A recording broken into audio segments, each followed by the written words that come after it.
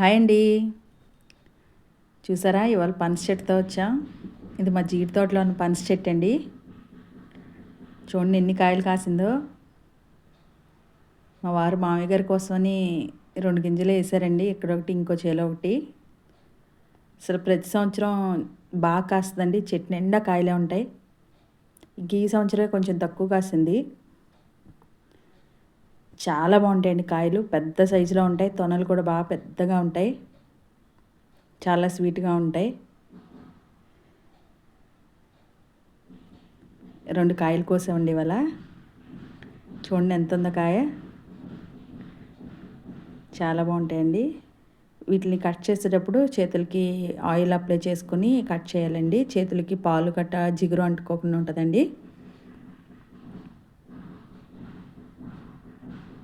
చాలా బాగుంటాయండి. స్వీట్గా ఉంటాయి. తిన్నవాళ్ళు మళ్ళీ మళ్ళీ అడుగుతారు మమ్మల్ని ఎవ్రీ ఇయర్ కాయ ఉందా అండి అని.